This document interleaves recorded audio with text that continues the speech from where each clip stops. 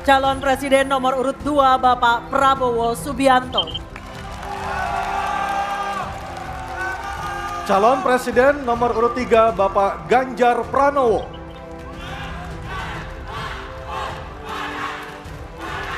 Dan langsung saja, harap tenang, mohon maaf harap tenang. Dan langsung saja kita mulai debat calon presiden pemilu 2024. Dan pada sesi pertama kita akan mendengarkan visi misi dan program kerja masing-masing calon presiden 2024. Jika pada debat kedua dimulai dari pasangan calon nomor urut 2, maka di debat ketiga kali ini kesempatan pertama akan diberikan kepada calon presiden nomor urut 3 dan para calon presiden bisa menggunakan ada 2 buah mikrofon yang tersedia baik di podium dan juga ada handy mic yang diletakkan di atas podium dan juga ghost neck yang telah tertempel di podium. Untuk itu kami persilakan calon presiden nomor urut 3 Bapak Ganjar Pranowo menyampaikan visi misi dan program kerja. Kami persilakan Bapak untuk menuju ke podium. Dalam waktu 4 menit dimulai saat Bapak berbicara.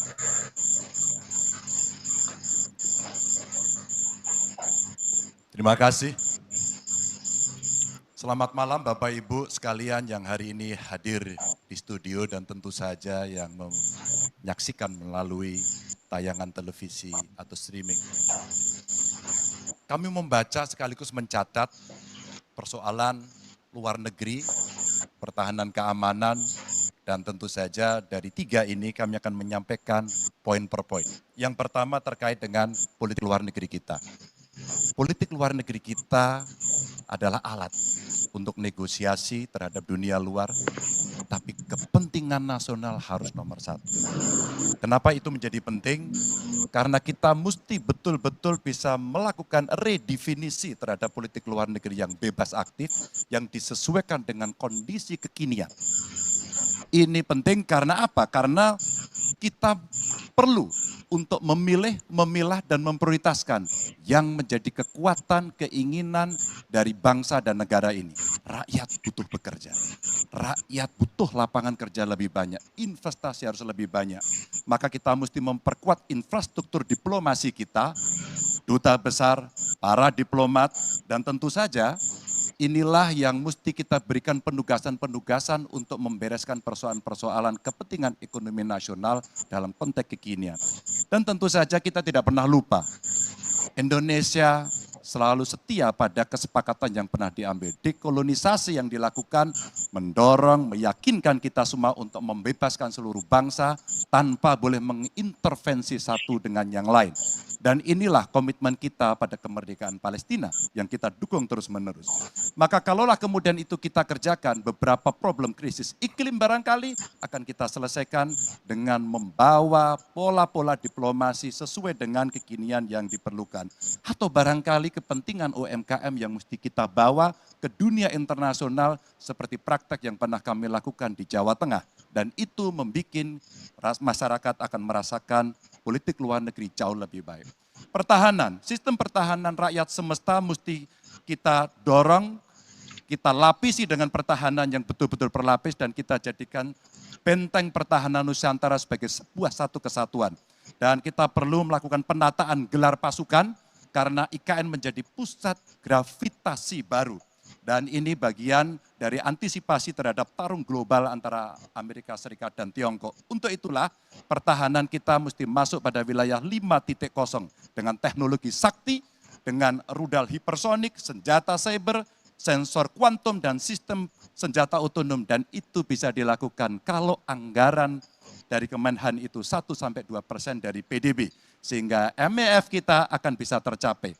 Karena ini yang mengerikan di 2024 saya khawatir ini tidak akan tercapai. Untuk keamanan, terorisme, narkoba, pinjaman online, judi online, kekerasan seksual, ini perlu mendapatkan perhatian termasuk TPPU.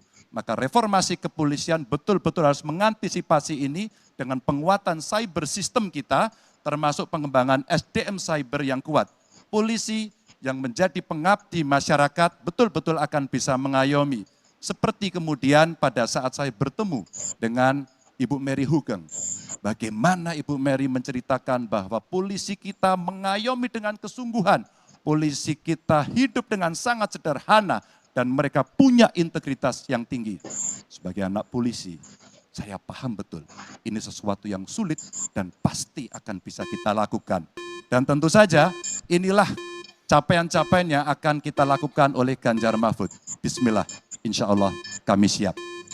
Baik, terima kasih Bapak Ganjar Pranowo. Kami persilakan kembali ke tempat Pak Ganjar. Kami persilakan kepada Bapak Anies Rashid Baswedan untuk menuju podium menyampaikan visi, misi, dan program kerja dengan waktu 4 menit.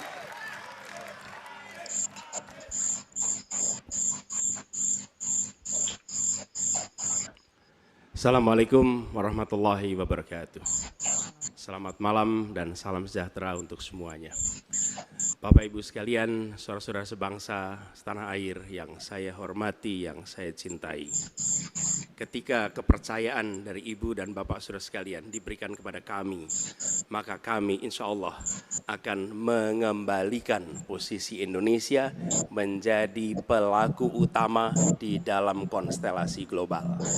Indonesia tidak hadir sebagai penonton, tapi Indonesia hadir sebagai penentu arah perdamaian, kemakmuran bagi seluruh bangsa di level global maupun di level regional. Kami merencanakan bagaimana kekuatan Indonesia, kekuatan kebudayaan, kekuatan kesenian, kekuatan ekonomi ikut mewarnai kancah dunia.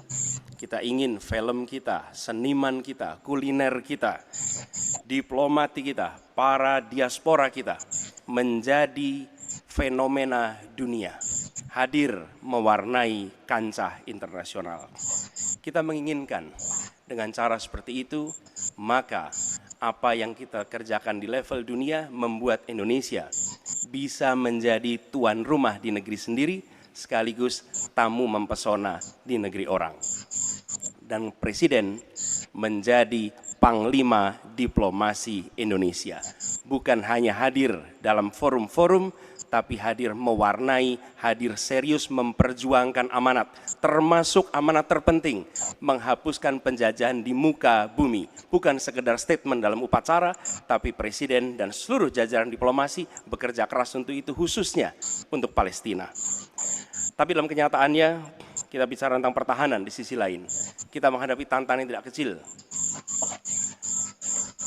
Dalam beberapa tahun terakhir ini, lebih dari 160.000 orang meninggal, bukan karena serangan militer, tapi karena serangan virus. HP kita, komputer kita, diserang oleh cyber attack. Lebih dari 800 juta cyber attack. Perdagangan manusia, perdagangan anak. Bagaimana perempuan, anak-anak menjadi korban, lebih dari 3.000 orang. Dan narkoba menyerbu Indonesia. 4,8 juta orang terpapar narkoba. Keluarga-keluarga kita menderita karena narkoba ini. Dan itu pedih sekali. Itu tingkat keluarga. Pencurian ikan, pencurian pasir, itu menandakan bahwa kita kebobolan. Dan lebih jauh lagi, ironisnya, Kementerian Pertahanan menjadi kementerian yang dibobol oleh hacker di 2023. Sebuah ironi. Karena itu kita ingin mengembalikan. Dan 700 triliun anggaran Kementerian Pertahanan tidak bisa mempertahankan itu, justru digunakan untuk membeli alat-alat alutsista yang bekas. Di saat tentara kita lebih dari separuh tidak memiliki rumah dinas. Sementara menterinya punya, menurut Pak Jokowi, punya lebih dari 340 hektar tanah di Republik ini. Ini harus diubah. Tambah lagi, food estate singkong yang menguntungkan kroni, merusak lingkungan, dan tidak menghasilkan. Ini harus diubah.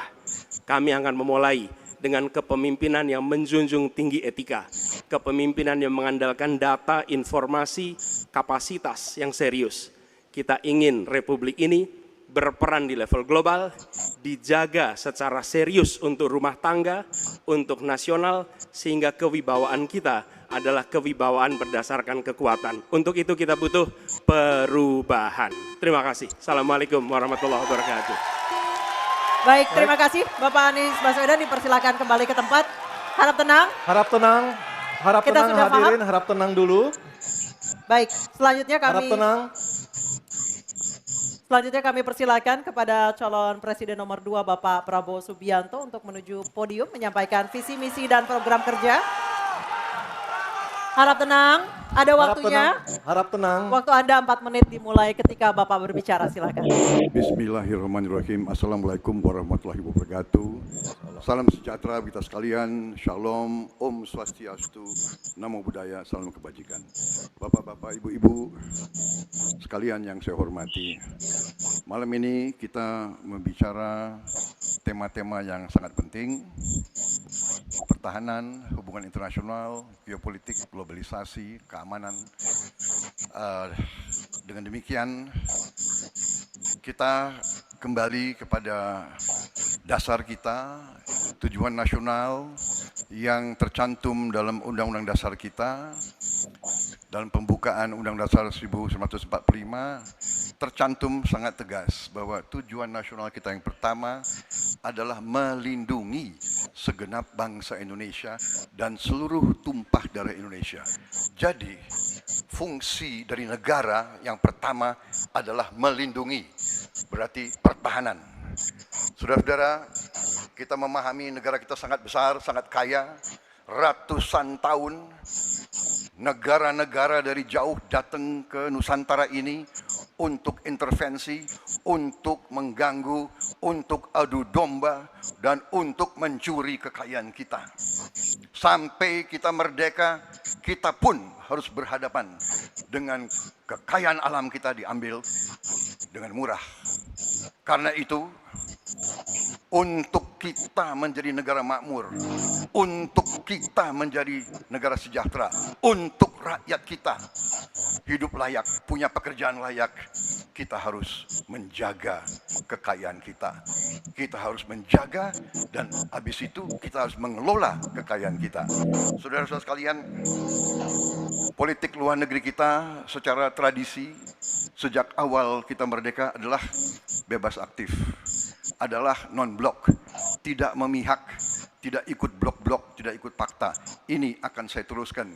Dengan hubungan baik dengan semua kekuatan, kita bisa mengamankan kepentingan nasional kita. Saudara-saudara sekalian, 1000 kawan terlalu sedikit, 1 lawan terlalu banyak. Kita akan menjalankan politik tetangga baik. Saudara-saudara sekalian, kita bertekad harus punya pertahanan yang kuat. Mungkin ada yang asal bicara tanpa data, ya kan? Mungkin didorong oleh ambisi yang menggebu-gebu sehingga tidak objektif. Saudara-saudara sekalian, saya sebagai Menteri Pertahanan berpegang kepada doktrin, kepada strategi nasional, dan semuanya adalah atas dasar kepentingan bangsa dan rakyat Indonesia, dan saya mampu mempertanggungjawabkan, dan saya berkeyakinan hanya dengan pertahanan yang kuat kita akan dihormati, kita akan menjaga kepentingan nasional kita. Kalau kita buka buku ilmu pengetahuan yang paling dasar, kekuatan nasional harus ada kekuatan militer. Tanpa kekuatan militer, sejarah peradaban manusia mengajarkan bahwa bangsa itu akan dilindas seperti di Gaza sekarang ini. Akan diambil kekayaannya, akan diusir dari tanah airnya. Tidak bisa tidak, kita harus kuat. Kita harus kuat. Terima kasih. Wassalamualaikum warahmatullahi wabarakatuh. Baik, waalaikumsalam warahmatullahi wabarakatuh. Kami persilakan kembali Pak Prabowo, kita berikan apresiasi yang paling meriah untuk para calon presiden pemilu tahun 2024. Sekarang diperbolehkan, silakan. Kami perbolehkan, silakan berikan apresiasi yang paling meriah. Oke, Aryo, tadi kita sudah dengarkan seperti Ya. apa visi misi dan program kerja dari para calon presiden. Nah, setelah jeda, Cukup. oke, cukup. Mohon tenang, mohon Cukup. tenang. Baik, kita akan jeda terlebih dahulu setelah tadi kita dengarkan visi misi dan program kerja para calon presiden yang telah disampaikan. Nanti di segmen berikutnya akan kita perdalam lagi. Kita akan kembali dalam acara debat ketiga calon presiden pemilu tahun 2024. Anda kembali menyaksikan debat ketiga calon presiden pemilu tahun 2024. Baik, harap tenang, Harap tenang dulu. tenang dulu. Acara harus kita lanjutkan terlebih dahulu.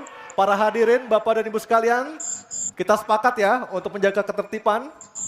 Baik, kepada 3 calon presiden, Bapak Anies Baswedan, Bapak Prabowo Subianto, dan Bapak Ganjar Pranowo dimohon maju ke podium. Kami persilahkan.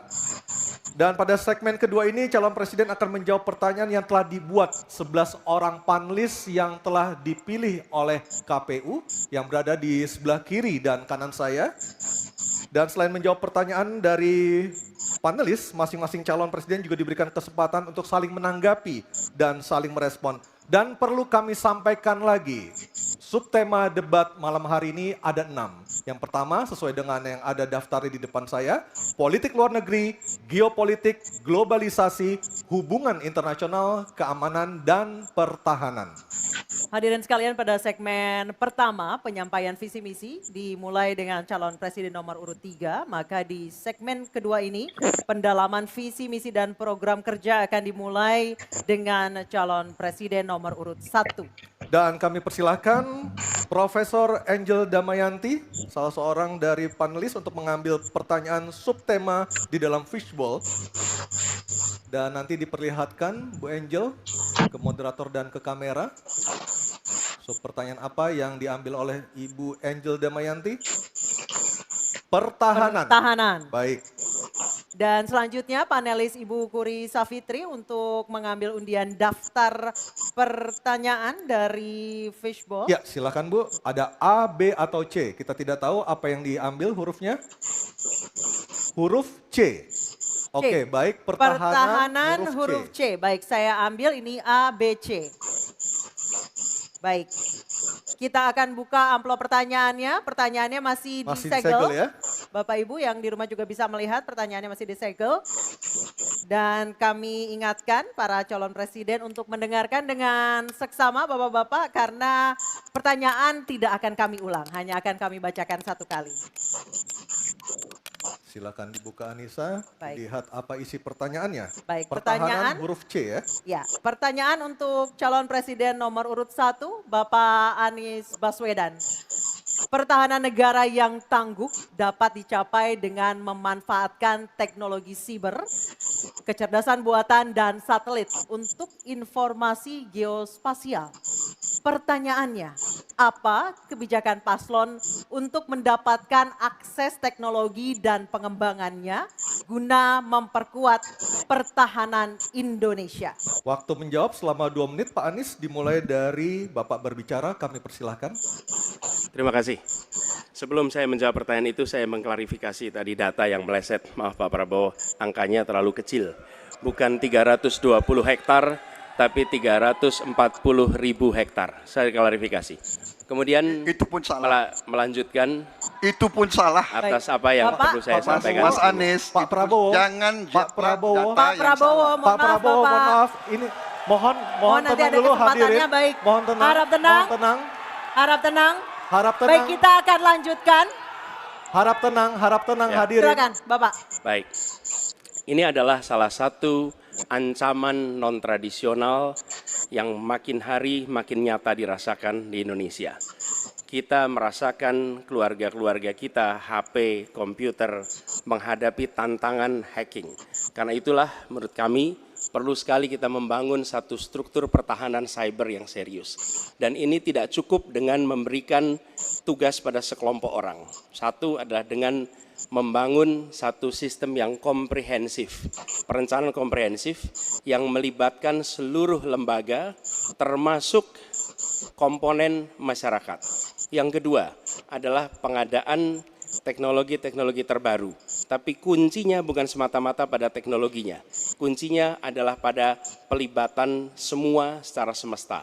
Yang ketiga, Yang tidak kalah penting adalah mekanisme untuk merespon balik apabila terjadi kondisi serangan, sehingga bisa memiliki kecepatan untuk recover, kecepatan untuk kembali dalam sistem ketika terjadi serangan-serangan cyber itu. Jadi menyusun ini, satu adalah melibatkan secara komprehensif, yang kedua menggunakan teknologi terbaru, yang ketiga sistem recovery yang cepat. Terima kasih. Baik, terima kasih Pak Anies. Kami persilakan kepada calon presiden nomor urut 2, Bapak Prabowo Subianto untuk menanggapi calon presiden nomor urut 1 dengan waktu 1 menit saat Bapak berbicara akan dimulai. Silakan Pak. Ya, sekali lagi ya saya berpandangan Pak Anies juga terlalu teoritis, semuanya bagus, indah, tetapi yang nyata tentang masalah AI, cyber, teknologi tinggi dan sebagainya adalah sumber daya manusianya, awaknya. Saya begitu jadi menteri, saya membentuk 4 fakultas baru di bidang sains, teknologi, engineering, dan mathematics. Kita menyiapkan putra-putri kita terbaik untuk menguasai teknologi, untuk menguasai sains, untuk menguasai artificial intelligence, untuk menguasai cyber. Bukan barang yang kita beli. Kita harus kuasai know-how-nya, kita harus kuasai sistem yang harus kita pegang. Dan menurut saya itu adalah inti daripada masalah. Tidak hanya bicara-bicara yang baik-baik saja. Waktu sudah habis Pak Prabowo. Selanjutnya calon presiden nomor urut 3 Bapak Ganjar Pranowo untuk Baik, menanggapi. hadirin kami harap tenang. Hadirin kami harap tenang. Silakan Bapak Ganjar Pranowo untuk menanggapi jawaban calon presiden nomor urut 1. Waktu Anda 1 menit dimulai ketika berbicara. Yang pertama kita mesti menguatkan BSSN dan kita penting untuk membuat security system yang baik. Bahkan selain membangun SDM dan infrastruktur yang baik, maka kecepatan internetnya dan coveragenya harus tinggi. Maka kalau kita kemudian membuat satu sistem infrastruktur yang bagus, jangan dikorupsi. Ini yang kemudian jadi persoalan. Maka tidak pernah selesai. Dan tentu saja LPDP itu punya potensi yang sangat tinggi untuk memberangkatkan orang-orang, anak-anak hebat ke sana. Namun demikian, ketika mereka sudah balik, mereka mesti diberikan ruang untuk bisa bekerja. BRIN bisa kita libatkan. Ya, mereka bisa membuat kolaborasi yang sangat bagus. Bahkan kemudian pengamanan di kepolisian, saya kira perlu cyber institution yang dipimpin oleh Jenderal Bintang 3. Dan kita perlu duta besar cyber. Baik, masih ada sisa waktu. Ya. Baik, cukup. Dan sekarang Harap tenang. hadirin harap tenang, kita berikan kesempatan kepada 3 orang capres kita untuk berbicara. Kami persilakan pada Pak Anies untuk menanggapi 2 capres sebelumnya. Silakan Pak Anies, waktu 1 menit. Memang benar, membangun sistem itu salah satunya. Satu adalah perangkat lunak, satu adalah perangkat kerasnya. Dan itu salah satunya adalah seperti disampaikan terkait dengan sumber daya manusia. Persoalannya, kalau tadi disebut ada yang teoritis, ada yang kedua tidak dilaksanakan. Jadi selama 5 tahun ini apa yang dikerjakan dalam mempertahankan sistem cyber kita? Mohon tenang. Justru di situ letak problemnya.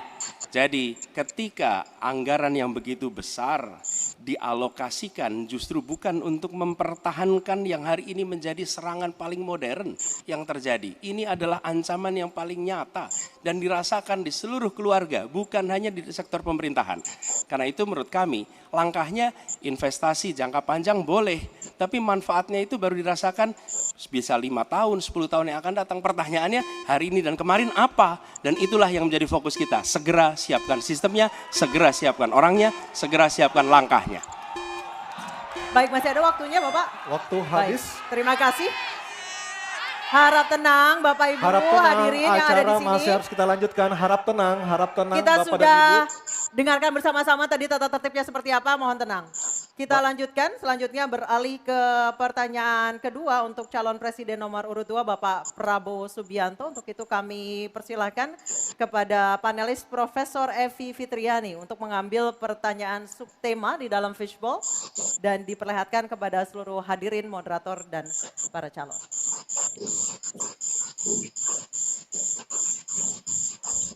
Tema apa yang diambil oleh Ibu Evi? Kita lihat bersama-sama. Hubungan Hubungan internasional. internasional. Baik, saya akan mengundang Ketua Panelis Profesor Hikmahanto Juwana untuk mengambil undian daftar pertanyaan dari fishbowl di sebelah kiri saya. Silakan Profesor Hik. A, B, atau C? Subtemanya hubungan internasional. C. Hubungan internasional C. Oke. Baik, kita Ambil. akan lihat hubungan internasional C. Ya, Baik, terima silakan kasih. Anissa. Masih tersegel. Masih tersegel dengan rapi. Bapak Ibu bisa melihat masih tersegel dengan rapi. Kita akan buka amplop pertanyaan sesuai dengan undian. Kami ingatkan kembali para calon presiden untuk mendengarkan dengan seksama karena pertanyaan tidak akan kami ulang. Pertanyaan untuk calon presiden nomor urut 2 Bapak Prabowo Subianto.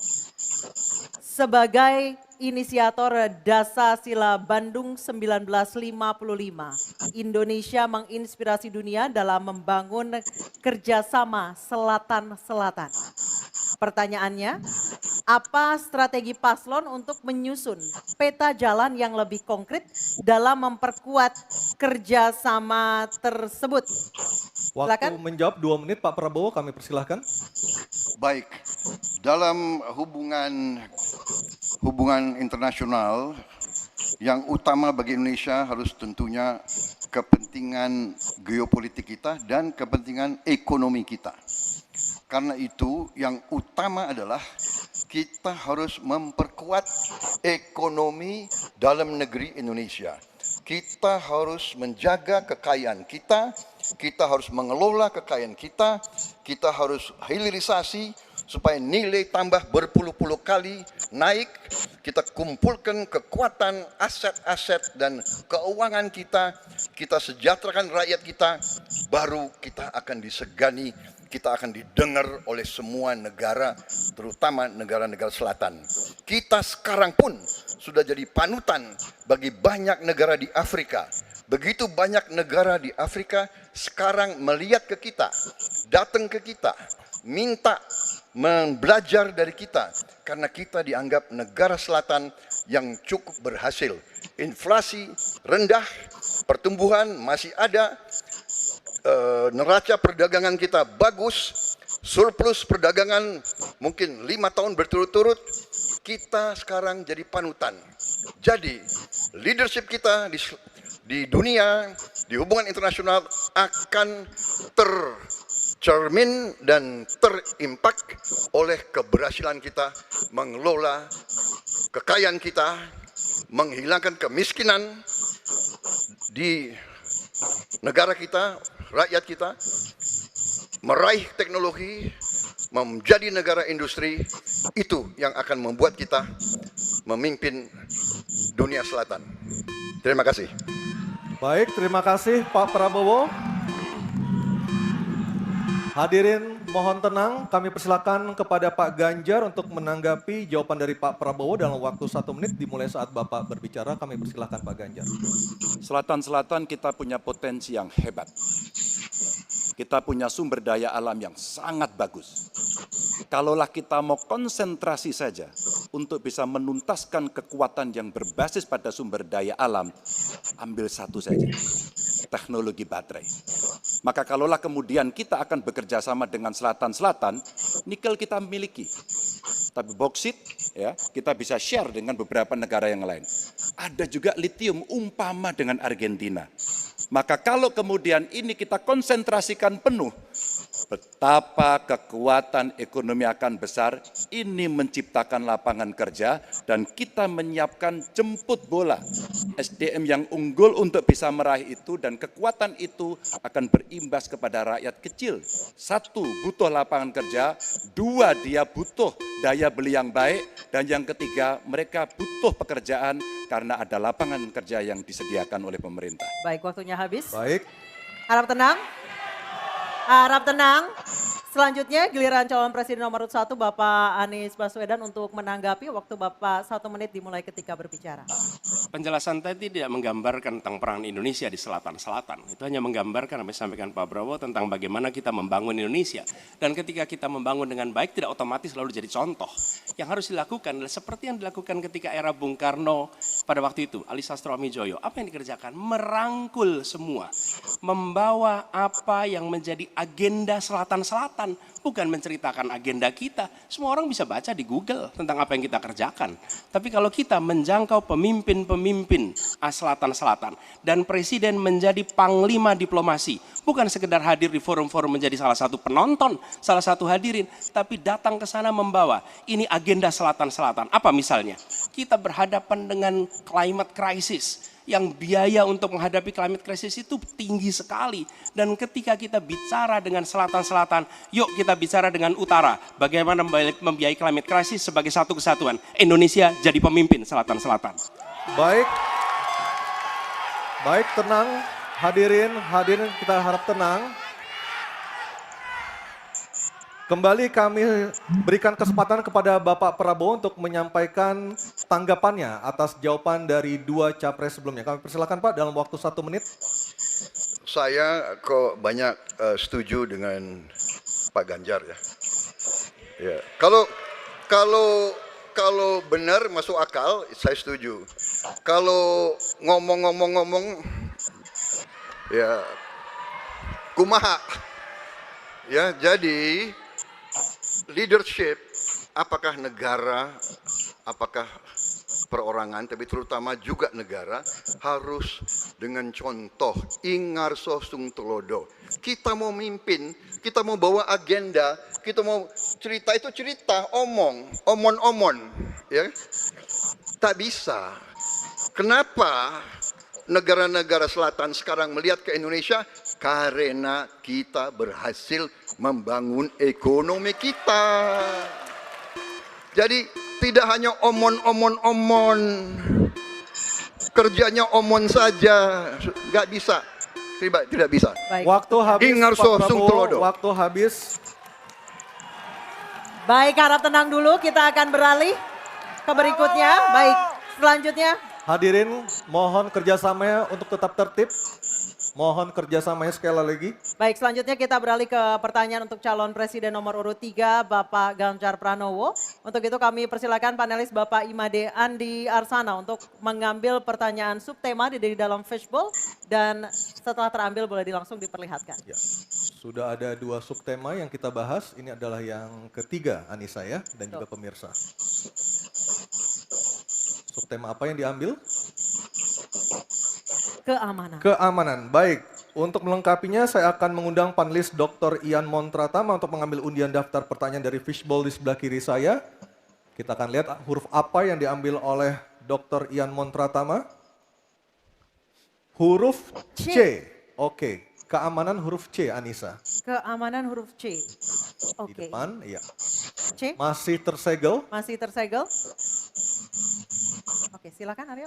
Baik, saya buka keamanan huruf C. Dari suara juga masih tersegel. Masih Miss, ya? tersegel dengan rapi. Baik, ini adalah pertanyaan untuk calon presiden nomor urut 3, Bapak Ganjar Pranowo. Kewenangan institusi di sektor keamanan sangat penting, namun masih terjadi tumpang tindih. Pertanyaannya, bagaimana komitmen paslon terhadap penataan institusi pertahanan dan keamanan? Terima kasih. Membereskan yang tumpang tindih. Dan itu harus dimulai dari pemimpin yang punya komitmen untuk membereskan. Siapa dia? Pemimpin tertinggi, Presiden.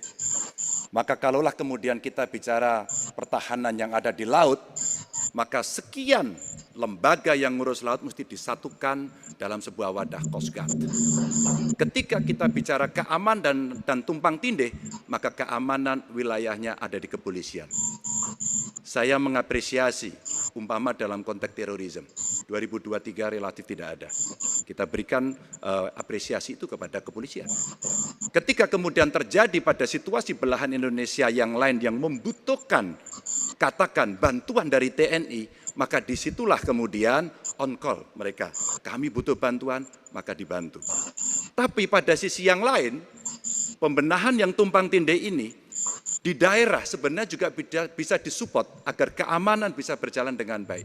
Siapa mereka pelaksana di daerah? Forkompimda. Kita tidak pernah membiarkan situasi negara diurus oleh pusat saja. Kita mesti mengambil inisiatif karena peran-peran sampai tingkat lokal itu ada. Bahkan tokoh masyarakat, tokoh agama mesti kita lakukan. Maka seluruh yang tumpang tindih dari sisi regulasi, satu perlu harmonisasi, dua perlu sinkronisasi. Dan pada tingkat tidak ada keputusan, maka pemimpin tertinggi harus berani mengambil keputusan itu.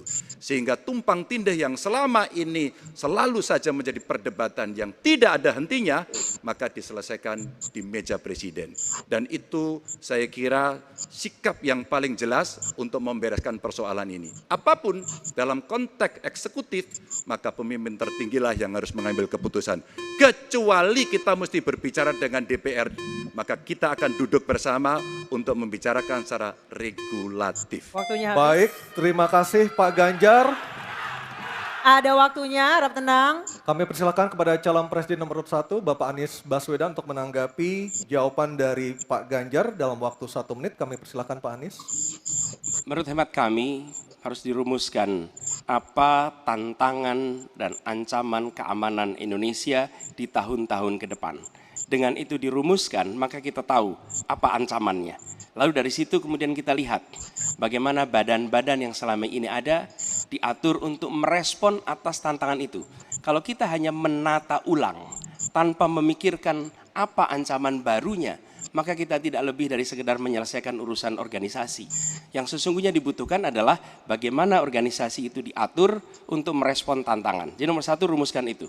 Kemudian yang kedua, yang tidak kalah penting, libatkan semua unsur yang terbiasa di dalam menyusun ancaman tantangan organisasi. Sehingga kemudian penataan organisasi badan-badan bukan semata-mata karena selera pemimpin, tapi karena merespon atas ancaman itu. Dengan begitu, penataannya akan sesuai kebutuhan. Terima kasih. Waktu 1 menit sudah habis. Baik, terima kasih. Selanjutnya giliran calon presiden nomor urut 2, Bapak Prabowo Subianto. Hadirin kami harap tenang terlebih dahulu. Ada waktunya untuk menanggapi jawaban dari Capres nomor urut 3. Waktu Bapak 1 menit dimulai ketika berbicara. Baik ya, sekali lagi saya harus mengatakan, saya kok banyak sependapat dengan Pak Ganjar. Jadi benar tumpang tindih harus diselesaikan oleh pimpinan tertinggi dan itu saya kira bisa ya. Tapi benar saya juga harus mengatakan kita harus apresiasi prestasi TNI dan prestasi Polri dalam menjaga pertahanan keamanan, dalam mengatasi berbagai peristiwa-peristiwa yang pelik. Harus kita akui, menghadapi terorisme, bom Bali, Peloso, dan sebagainya. Untuk itu, saya kira kalau saya dapat mandat, saya akan perbaiki kualitas hidup TNI, kualitas hidup Polri, memimpin supaya TNI dan Polri menjadi yang terbaik yang bisa kita bangun. Dengan keunggulan TNI dan Polri, Polri langsung di bawah Presiden, kita akan berbuat yang terbaik untuk rakyat kita. Terima kasih.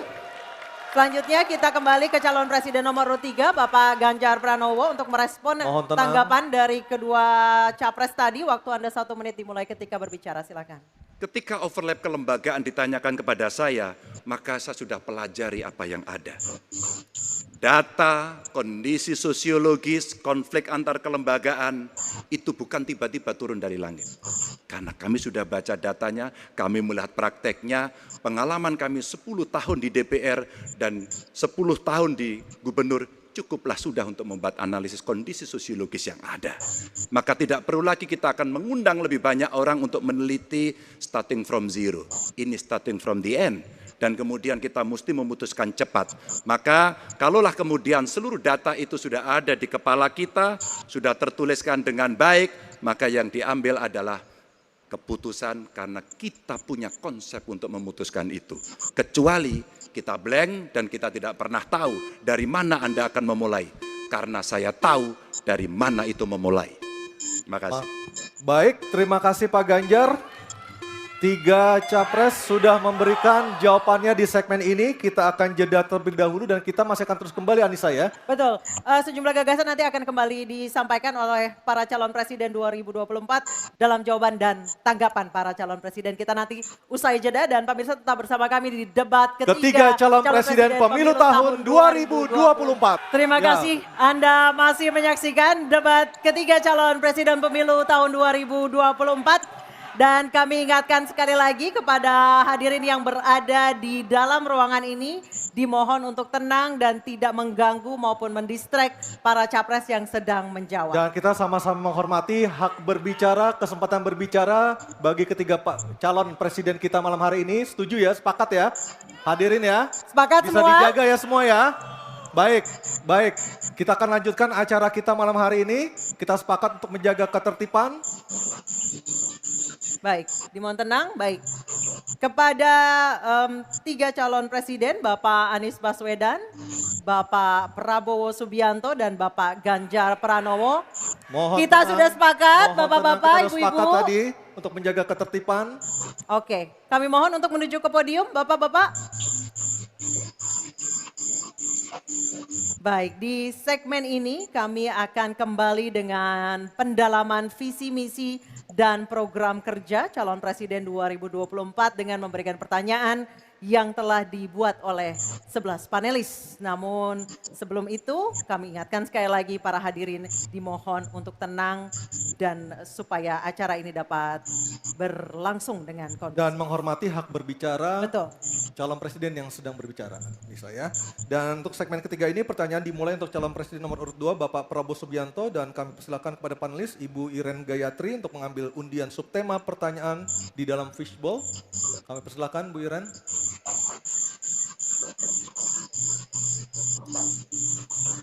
Tersisa 3 subtema lagi untuk segmen ini. Sudah ada keamanan, hubungan internasional, dan juga pertahanan. Ya. Diperlihatkan Ibu Iren. Politik luar negeri. Oke, baik. Politik luar negeri. Selanjutnya panelis Bapak Kusnanto Anggoro untuk mengambil undian daftar pertanyaan dari fishbowl dan mohon diperlihatkan huruf yang tertera. Huruf A, B, atau C yang akan dipanggil oleh Pak Kusnanto Anggoro. Silakan Pak Kus. Huruf C, politik luar negeri. Baik, saya Huruf akan C, ambil politik luar negeri. amplopnya. C, politik luar negeri masih tersegel. Silakan Anissa. Baik, ini amplopnya masih tersegel Bapak Ibu. Dan kami ingatkan sekali lagi para calon presiden untuk mendengarkan dengan seksama karena pertanyaan tidak akan kami ulangi. Dan pertanyaan untuk calon presiden nomor urut 2 Bapak Prabowo Subianto. Utang luar negeri adalah instrumen pembayaran yang sah. Namun ada risiko intervensi kedaulatan oleh negara pemberi utang. Pertanyaannya, apa kebijakan paslon untuk menghindari intervensi kedaulatan Indonesia akibat utang yang terus bertambah? Waktu menjawab 2 menit Pak Prabowo, kami persilahkan. Baik, mengenai utang luar negeri, ternyata Indonesia sekarang hutang luar negeri kita sebagai rasio perbandingan terhadap produk domestik bruto kita salah satu terendah di dunia. Jadi masih kita sekitar berada di sekitar 40%, sedangkan banyak negara jauh di atas kita. Kedua, kembali lagi dengan manajemen yang prudent, pengelolaan yang baik, dan dengan strategi ekonomi yang tepat, terutama dengan hilirisasi, di mana kita bisa mendapat keuntungan sebagai bangsa, ini memperkuat posisi tawar kita. Jadi saya kok tidak terlalu khawatir negara lain mau intervensi kita soal hutang. Kita sangat-sangat dihormati, kita tidak pernah default. Saya keliling seluruh dunia, mereka sangat hormat dengan Indonesia. Kita tidak pernah gagal hutang dan saya sangat optimis. Tapi kembali, kita harus punya kekuatan pertahanan yang kuat supaya tidak bisa diintervensi, tidak bisa digertak, tidak bisa diintimidasi. Hanya dengan kekuatan kita akan dihormati dan kita akan amankan kekayaan kita, amankan ekonomi kita, amankan pembangunan kita menuju Indonesia makmur, Indonesia kaya. Terima kasih. Masih ada sisa waktu Pak Prabowo? Ya, Mohon tenang. saya tegaskan kembali ya bahwa pelajaran sejarah manusia yang lemah akan selalu ditindas. Kita lihat saja apa yang terjadi di Gaza. Kita tidak boleh lemah, kita tidak boleh Baik, waktu habis. dilindas oleh Waktu bangsa habis lain. Pak Prabowo, kami persilakan kepada calon presiden nomor urut 1 Bapak Anies Baswedan untuk menanggapi jawaban dari capres nomor urut 2 dalam waktu. Oke, silakan Anies.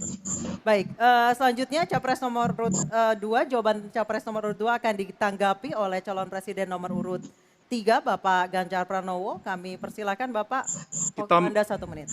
Kita membaca buku Convention of Economic Hitman dari John Perkin bahwa hutang-hutang itu memang bisa mematikan. Maka hati-hati kalau mau hutang. Terutama pada infrastruktur yang punya risiko tinggi. Kita mesti hitung betul, kita mesti prudent betul. Karena ini pernah dilakukan dan membuat banyak negara kolaps karena hutang.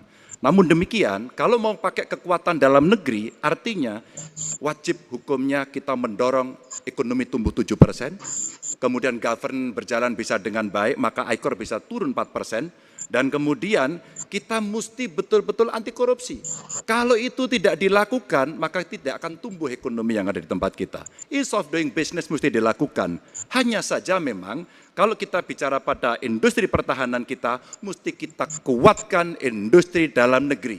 Jadi mohon maaf kaitan dengan hutang, no utang, no usang. Sehingga alutsista kita betul-betul kita lakukan transfer of teknologi dari dalam negeri. Waktunya Baik, habis. waktu sudah habis. Mohon tenang, mohon tenang, mohon tenang. Sekali lagi mohon tenang. Kami persilakan kepada calon presiden nomor urut 1 Bapak Anies Baswedan menanggapi jawaban dari capres nomor urut 2 dalam waktu 1 menit Pak Anies. Sebaiknya disebutkan berapa persentase yang ideal, Pak, untuk kita di Indonesia. Kalau hanya mengatakan bahwa kita termasuk yang terbaik, berapa angkanya? Menurut hemat kami, kita harus bisa mencapai maksimal angka 30% dari GDP. Sehingga kita aman di situ, di bawah 30%. Dan itu caranya apa? Dengan satu, menata hutangnya, yang kedua memperbesar GDP-nya. Yang tidak kalah penting adalah melakukan pengembangan skema-skema yang lebih kreatif dalam mencari hutang luar negeri, termasuk pelibatan swasta. Lalu memastikan bahwa ada perluasan wajib pajak yang harapannya nanti akan memperkuat juga GDP kita. Di samping mengurangi kebocoran pajak. Dan hutang-hutang yang kita gunakan untuk aktivitas produktif.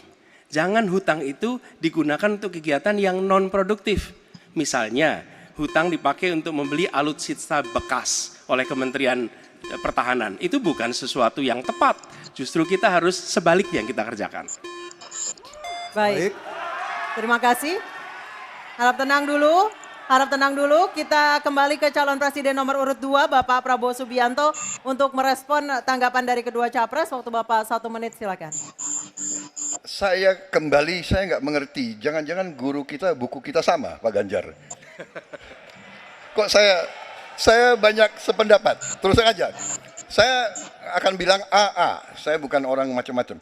Tapi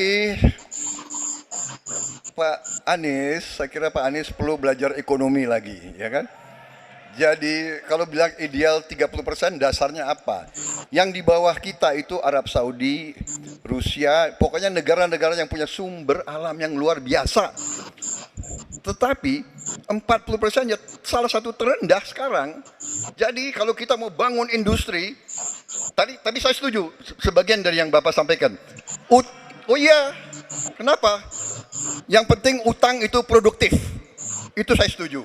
Tapi kita bisa sampai 50%, tidak ada masalah. Kita tidak pernah default. Kita tidak pernah default. Kita dihormati di dunia. Baik. Terima kasih. Baik, terima kasih. Baik, kita beralih ke pertanyaan untuk calon presiden nomor urut 3 Bapak Ganjar Pranowo. Kami persilakan panelis Laksamana TNI Purnawirawan Profesor Dr. Marsetio mengambil undian sub pertanyaan kelima dalam fishbowl. Baik. Tinggal tersisa 2 pertanyaan lagi. Apa yang diambil oleh Pak Marstio? Kita perlihatkan ke kamera, Pak. Geopolitik. Baik, geopolitik adalah subtema kelima. Dan selanjutnya kami persilakan kepada panelis Bapak Philip J. Vermonte untuk mengambil undian daftar pertanyaan dari dalam fishbowl.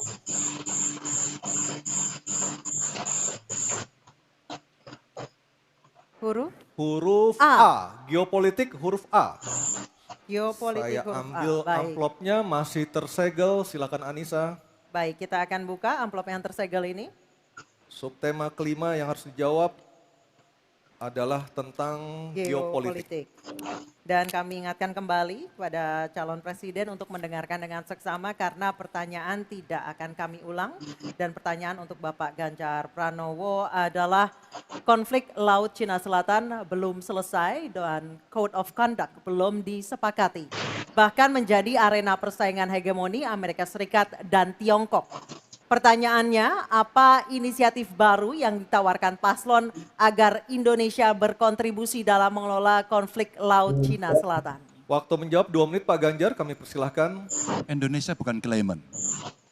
Jadi sebenarnya kita punya banyak langkah untuk bisa kita lakukan. Yang pertama adalah kita evaluasi perjalanan selama ini bagaimana di Laut Cina Selatan tidak pernah selesai. Sudah dengan DOC, sudah dengan COC, 20 tahun lebih tidak pernah selesai. Maka usulan kami sangat jelas dan clear. Apa itu? Kesepakatan sementara. Kenapa kesepakatan sementara? Ini mesti kita dorong dan kita inisiatif agar kita bisa mencegah sesuatu yang tidak kita inginkan. Kita tahu persis, modernisasi peralatan di Tiongkok akan selesai di tahun 2027. Apa artinya? Kalau kita bicara One China Policy, maka seluruh dunia pasti akan mengakui bagaimana peran itu. Yang kedua, ketika kemudian peran itu menjadi kuat, maka bukan tidak mungkin cerita-cerita potensi terjadinya konflik dengan negara lain akan muncul. Mungkin perangnya tidak sampai ke Indonesia, tapi pada sisi lain kita bisa kena dampak. Yang berikutnya, bagaimana patroli bisa kita perkuat juga di wilayah Laut Cina Selatan. Maka kita butuh tanker-tanker terapung yang bisa dipakai untuk tentara-tentara TNI Angkatan Laut kita untuk bisa berpatroli. Sehingga logistiknya menjadi sangat murah. Tidak lagi kembali ke titik awal atau mereka bilang kami hanya pergi. Kalau kembali kami tidak bisa lagi karena logistik kami habis. Maka inilah titik-titik penting yang mesti kita dorong dan kita akan bisa membawa posisi inisiatif ini untuk membuat tadi yang saya sampaikan adalah kesepakatan sementara untuk menghindari potensi-potensi yang lainnya lebih tinggi. Kita akan meredam dengan cara itu. Terima kasih. Baik, terima kasih Pak Ganjar. Selanjutnya kami persilahkan. Mohon tenang. Harap tenang. Mohon tenang Bapak dan Kita Ibu sudah sekalian. sepakat di awal Bapak Ibu. Kami persilakan calon presiden nomor urut 1 Bapak Anies Baswedan untuk menanggapi jawaban dari capres nomor urut 3. Waktu Bapak 1 menit dimulai ketika berbicara. Jawaban Pak Ganjar tidak ada satu kata pun menyebut kata ASEAN. Padahal kata kuncinya di dalam menyelesaikan persoalan ini adalah ASEAN. Dan Indonesia negara terbesar di ASEAN, pendiri ASEAN. Indonesia harus kembali menjadi pemimpin ASEAN yang dominan. Bukan sekedar hadirin dalam summit-summit ASEAN. Kita menjangkau semua dan negara-negara ASEAN yang sekarang ini menjadi pintu masuk bagi kekuatan Tiongkok misalnya di Laut Cina Selatan. Apakah itu Laos, apakah itu Myanmar sekarang, itu akan menjadi bagian dari kesepakatan ASEAN terhadap wilayah Laut Cina Selatan. Bila di ASEAN kita membangun kesepakatan, bagaimana kita menata, bagaimana menghadapi kekuatan luar ASEAN. Karena kekuatan luar ASEAN yang datang di sini, maka kita menghadapinya sebagai satu regional. Bukan sekedar Indonesia berhadapan dengan negara lain, tapi satu region. Dan Indonesia memimpin ASEAN. Itu kata kuncinya menurut saya. Terima kasih. Baik, terima kasih Pak Anies. Mohon tenang. Mohon tenang Bapak dan Ibu sekalian. Mohon tenang. Kita lanjutkan Pak Prabowo untuk menanggapi jawaban dari capres nomor urut 3. Waktu Bapak 1 menit dimulai dari Bapak berbicara. Jadi keadaan Laut Cina Selatan menggarisbawahi bahwa kita perlu kekuatan pertahanan yang kuat. Kita perlu platform untuk patroli, kita perlu satelit, kita perlu banyak sekali. Dan untuk itu pertahanan harus kita bangun. Dan tadi ya sekali lagi Pak Anies ngomong-ngomong barang bekas, karena Pak Anies rupanya tidak mengerti masalah pertahanan. Ya, tidak. Saya bersedia Pak Anies mengundang Pak Anies di tempat yang Pak Anies suka, kita diskusi. Saya akan bawa data. Saya akan bawa data yang sebenar-benarnya. Ya, jadi barang-barang bekas itu menurut saya menyesatkan rakyat. Itu Pak tidak pantas seorang profesor ngomong-ngomong begitu. Ya, karena dalam pertahanan hampir 50% alat-alat dimanapun adalah bekas, tapi usianya masih muda. Baik, Jadi Jadi- habis Pak Prabowo. Terima kasih. Baik, selanjutnya kita, baik harap tenang, kita sudah sepakat di awal. Kita kembali ke calon presiden nomor urut 3 Bapak Ganjar Pranowo untuk merespon tanggapan dari kedua capres. Waktu Bapak 1 menit silakan. Terima kasih Mas Anies, saya tidak memberikan catatan ASEAN. Saya tahu persis pengambilan keputusan di ASEAN itu rumitnya minta ampun. Karena harus dengan konsensus. Maka kenapa banyak persoalan tidak selesai. Disitulah ketika kemudian amanah yang diberikan kepada saya, revitalisasi ASEAN. Agar kemudian pengambilan keputusannya tidak bulat. Sehingga kalau kita berbicara Laut Cina Selatan kemudian menggerakkan ASEAN, oke itu betul. Tapi terbayangkan DOC, COC yang sudah lamanya minta ampun 20 tahun lebih tidak pernah selesai. Maka pengambilan keputusannya, proses pengambilan keputusan di ASEAN itulah yang mesti juga kita review sehingga akan bisa lebih cepat. Yang berikutnya, saya sepakat alutsista angkatan laut yang ada di sekitar sana harus menjadi prioritas. Dan begitu saya jadi presiden, kita tunjukkan kedaulatan kita, gas yang ada di Natuna Utara harus dieksploitasi oleh kita sendiri untuk menunjukkan power kita Baik. pada Waktu dunia. sudah habis Pak Ganjar, Habis. terima kasih. Oke, Mohon tenang, masih ada satu sub pertanyaan lagi yang harus dijawab oleh ketiganya pada sesi ini, pada segmen ini.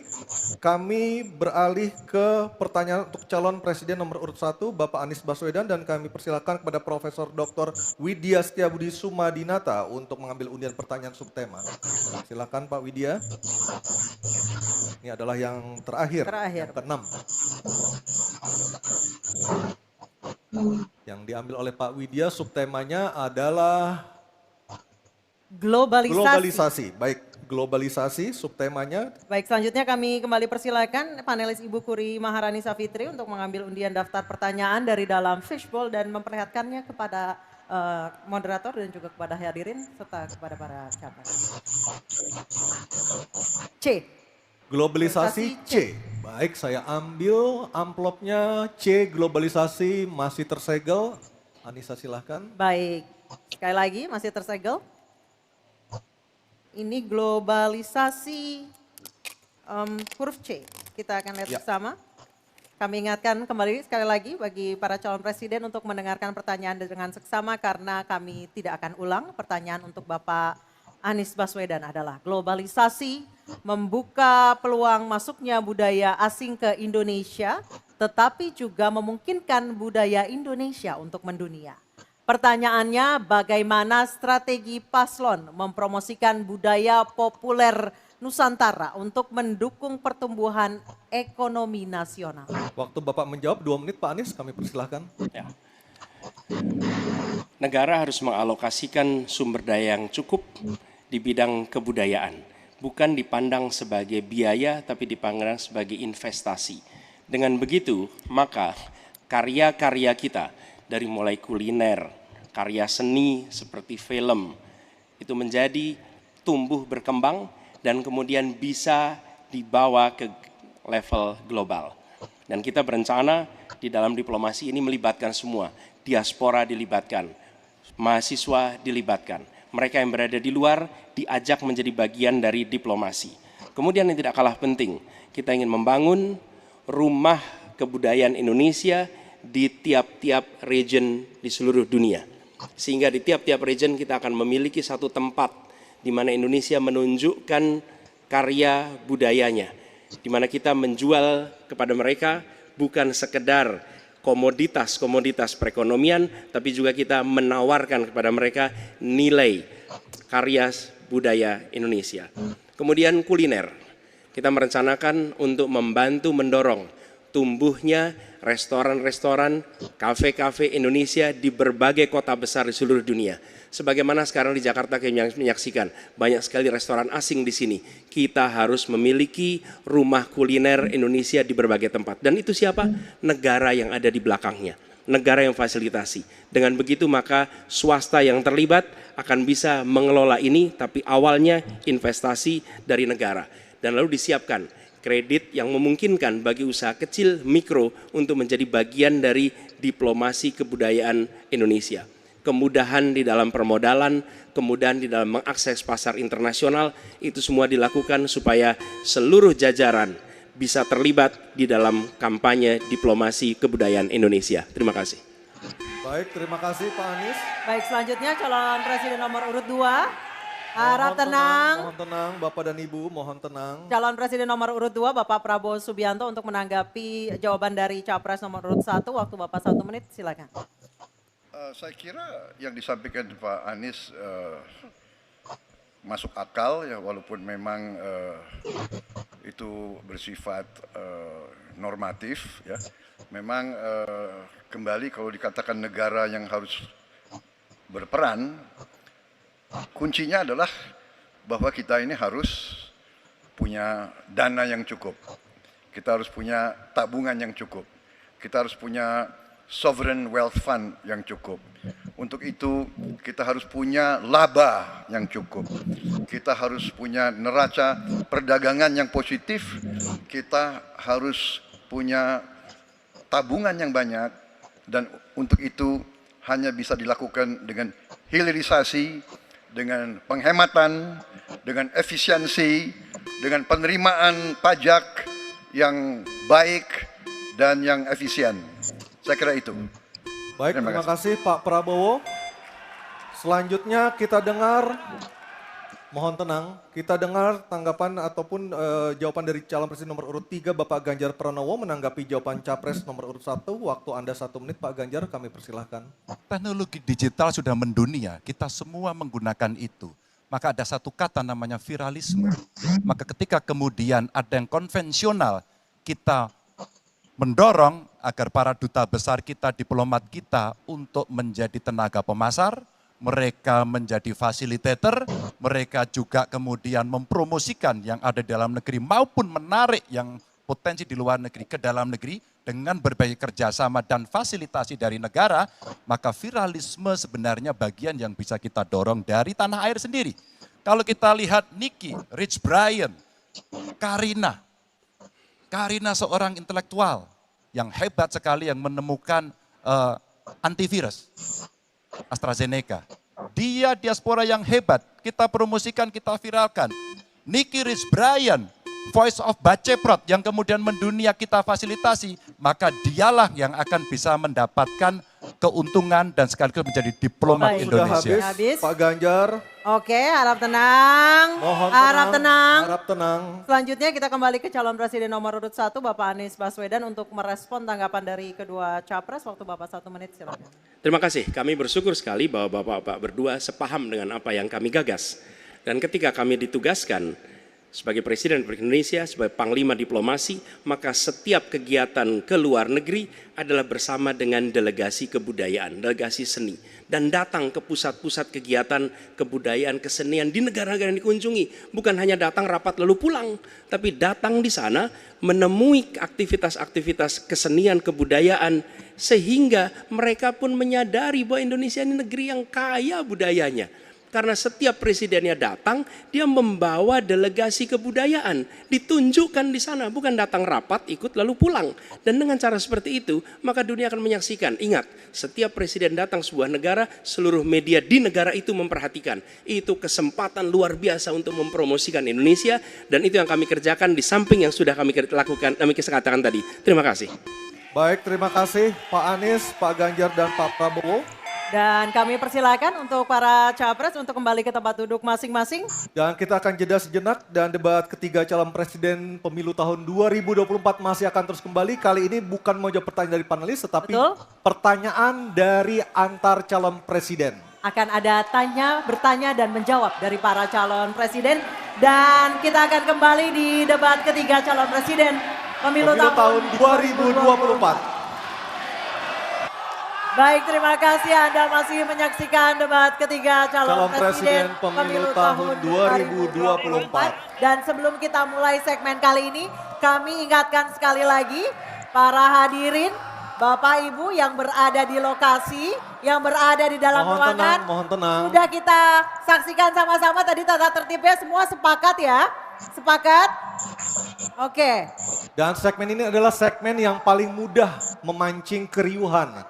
Karena di segmen ini calon presiden bisa saling bertanya. Jadi kami mohon kerjasama dan komitmen dari para hadirin, dari Bapak dan Ibu sekalian untuk tetap menjaga ketertiban dan memberikan hak yang sama kepada calon presiden yang sedang berbicara untuk bisa menampilkan performa terbaiknya. Dan kami undang Pak Prabowo, Pak Ganjar dan Pak Anies untuk maju ke podium. Kami persilahkan Pak. Baik, jawaban pertanyaan akan ditanggapi oleh capres penanya dan selanjutnya akan direspon kembali oleh calon presiden yang menjawab. Sebelumnya kepada para calon presiden 2024 mohon diingat untuk melakukan tanya jawab sesuai tema debat pada malam hari ini, yakni pertahanan, keamanan, hubungan internasional, globalisasi, geopolitik, dan politik luar negeri. Dan jika menggunakan singkatan atau terminologi, maka wajib untuk memberikan penjelasan dari pertanyaan yang dimaksud. Sepakat ya? Baik, kita sepakat. Mohon tenang. Dan kesempatan pertama di segmen ini kami berikan kepada calon presiden nomor urut 3 Bapak Ganjar Pranowo untuk bertanya kepada calon presiden nomor urut 1 Bapak Anies Baswedan. Waktu Pak Ganjar 1 menit dimulai saat Bapak berbicara. Mas Anies, anggaran pertahanan belum ideal. Tadi saya sampaikan kita perlu 1-2% dari PDB. Sekarang masih 0,78%. Ini data. Untuk beli alutsista masih harus ngutang dan utang kita di 2023 naik dari 20,7 miliar dolar menjadi 25 miliar dolar. Padahal target Renstra kita, perlu saya panjangkan, rencana strategis ya. Minimum essential force di 2024 tidak tercapai kira-kira. Karena sekarang hanya 65,49% dari target. Kira-kira menjadi pertanyaan saya nih Mas Anies. Apa solusi ekonomi pertahanannya untuk kita bisa mengejar ketertinggalan dan kemudian menyelesaikan persoalan-persoalan itu agar pertahanan kita menjadi strong. Baik, masih ada Bapak sedikit lagi? Cukup Pak. Baik. Baik, terima kasih Pak Oke. Ganjar. Mohon untuk tenang. Kami persilakan Bapak Anies Baswedan untuk menjawab waktu Ya. Bapak 2 menit. Silakan. Terima kasih Pak Anjar. Jadi terkait dengan anggaran pertahanan, seperti tadi disampaikan kita masih di bawah. Kalau tadi disebutkan 0,78, kami memandang memang perlu sampai dengan 1,5% yang kita butuhkan. Dan untuk itu maka kita harus memperbesar GDP kita, memperbesar APBN kita. Karena itulah pertumbuhan ekonomi menjadi penting. Dengan pertumbuhan ekonomi yang merata dan berkualitas, harapannya maka kita memiliki masukan negara yang cukup. Kemudian yang kedua, tadi terkait dengan hutang. Hutang-hutang yang digunakan untuk aktivitas produktif yang meningkatkan kesejahteraan, menumbuhkan perekonomian. Itu juga salah satu cara untuk memperbesar APBN kita dengan adanya pendapatan ini. Yang ketiga adalah bagaimana pajak kita diperluas basisnya, ditingkatkan efektivitasnya, lagi-lagi untuk meningkatkan pendapatan. Namun tidak kalah penting adalah memastikan bahwa praktek-praktek koruptif yang membuat anggaran terserap tidak secara optimal itu ditiadakan. Dengan begitu, maka porsi yang kita miliki untuk sektor pertahanan akan bisa kita alokasikan Tanpa kita memiliki anggaran yang cukup, maka alokasi di sini menjadi berat. Dan bila kita melakukan pembelanjaan, maka kami membayangkan justru menggunakan kekuatan sendiri. Kalaupun ada dalam bentuk hutang, maka itu satu paket dengan belanja senjatanya, belanja alutsistanya, sehingga itu menjadi satu kesatuan dan meniadakan praktek-praktek middleman di dalam penyelenggaraan alutsista seperti peraturan perundangan yang mengharuskan itu G2G atau langsung dengan korporasi yang membuatnya. Jadi kami melihat dengan cara seperti itu meningkatkan alokasi itu satu hal, mengefisienkan itu hal berikutnya yang harus kita kerjakan. Terima kasih. Baik, waktu sudah habis. Pak Ganjar, kami persilakan untuk menanggapi Harap tenang. pernyataan dari calon presiden nomor urut 1. Waktunya 1 menit, Pak Ganjar, kami persilakan. Ya, ternyata jawaban saya dapat bonus. Sebenarnya saya ingin membahas yang soal pertahanan dan alutsistanya. Tapi oke, saya kira terima kasih atas jawabannya. Saya ingin menyatakan dengan jelas, maka pertumbuhan ekonomi 7% wajib. Alokasi 1-2% PDB menurut saya menjadi keharusan agar kuat. Dan belanja alutsista kita ini harus jadi investasi pertahanan kita. Tanknya dibuat di Pindad, helinya di PT DI, fregatnya ada di PT PAL, sibernya ada di PT LEN. Maka kalau kemudian itu bisa kita optimalkan betul-betul, rasa-rasanya apa yang ingin kita capai dari minimum essential forces-nya akan tercapai. Kalau kita lihat di 2024 yang rasa-rasanya agak berat bisa dicapai, maka saya khawatir makin mundur, tidak ajak dalam perencanaan, ini menyulitkan. Dan kita perlu garda samudra untuk mengawal Indonesia dan pertahanan sakti 5.0. Waktu habis, terima kasih Pak Ganjar. Kami persilakan. Oke. Tenang, kami persilakan Bapak Anies untuk menanggapi tanggapan dari Pak Ganjar. Waktu Anda 1 menit, silakan. Ya, pemanfaatan atas sumber daya lokal itu penting, perlu kita teruskan. Dan kita perlu memanfaatkan juga, memastikan bahwa tenaga-tenaga dalam negeri untuk bidang pertahanan itu diinvestasikan secara serius. Pembahasan mengenai investasi sumber daya manusia ini kunci. Kita perlu mengirimkan lebih banyak lagi generasi baru untuk ilmu-ilmu alutsista. Sehingga ke depannya penyelenggaraan alutsista domestik bisa berkembang. Itu satu hal dalam jangka panjang. Nah, karena itu saya sepahaman tentang pentingnya dalam negeri.